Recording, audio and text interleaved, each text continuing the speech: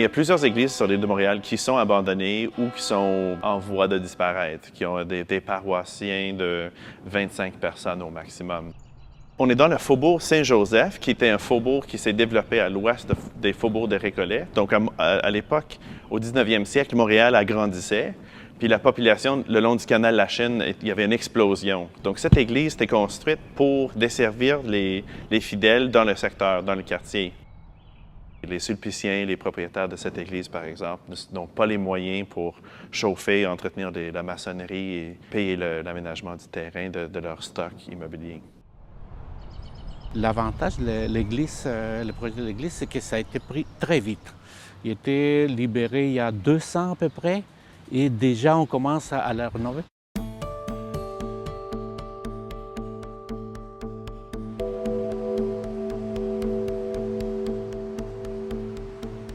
Le bâtiment ici en arrière, ça fait facilement 25 ans et qu'il n'y a personne qui a pu réunir l'argent, l'énergie et les partenaires nécessaires pour le remettre sur pied. Alors, je suis rentrée dans l'édifice et là, quelle beauté! Je suis tombée en amour, alors on a décidé de faire un projet. Nous sommes les développeurs immobiliers, alors on n'est pas les courtiers. On fait des projets à long terme et moi, j'étais une travailleuse sociale de McGill et mon père est développeur immobilier qui a tombé malade. Alors, j'ai pris le relève de sa compagnie il y a 20 ans.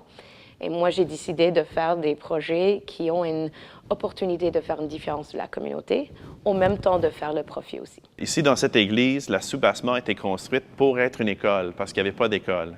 Donc, on voit un lien, les prêtres et les frères chrétiens qui enseignaient dans le soubassement, puis l'église jouait déjà un double rôle. On a décidé de faire quelque chose avec parce qu'on a besoin de sauver notre histoire. L'église, c'est un rassembleur de la communauté. On a besoin de réutiliser cette vocation-là, mais dans une façon qui est non religieuse. Le travail qu'on est en train de faire peu à peu, on commence, c'est voir ensemble c'est quoi les opportunités qu'on peut créer pour la population actuelle via un projet qui est, somme toute, à fin lucratif ou tout au moins il faut qu'il s'autofinance. On a la vision que ça va être une salle d'événement qui va être très haut de gamme pour la communauté, mais pour plusieurs usages. Vous pouvez avoir les choses que vous avez avant, comme les mariages, des choses comme ça, mais aussi des levées de fonds pour des OBNL. On va avoir des cours de McGill, de design, d'architecture ici. On va avoir le laboratoire de culture urbaine qui va utiliser les lieux. On va voir les artistes locaux qui vont avoir toute leur galerie d'art contemporain sur les mezzanines, mais aussi dans l'halle d'entrée, on va dire. Mais aussi dans le premier étage, il va y avoir tous les incubateurs de petites entreprises qui ont une volée sociale de la communauté. Alors, ça va être une place pour avoir l'agriculture urbaine de l'extérieur avec une opportunité de nutrition de McGill qui va donner des cours de comment faire manger la bouffe qui est plus efficace ou intéressant pour les personnes même à faible revenu. Ça va être une place pour rassembler la communauté. C'est une place ouverte, même si vous ne payez pas un loyer ici, il va y avoir un lounge communautaire. Alors, c'est très intéressant. En plus, on va avoir un resto communautaire aussi dans le premier étage. Alors, c'est une place pour tout le monde pour venir visiter. Et je trouve que ça répond à plusieurs critères qu'on écarte facilement dans la plupart de ces églises. Souvent, ils sont démolis ou démantelés pour un projet privé, puis la ville est contente parce qu'on va avoir des taxes.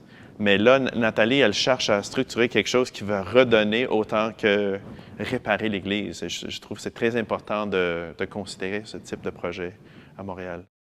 Un des grands préjugés qu'on a en général, c'est avec les entrepreneurs, avec les gens d'affaires, c'est qu'ils ne font que pour l'argent. Ici, on voit un projet qu'il y a un intérêt communautaire et social. Alors, il n'y en a pas énormément. C'est ça le problème. Ah, c'est formidable. C'est formidable parce que je ne veux pas que l'édifice va être détruit. Je veux que c'est encore un cœur de la communauté ici.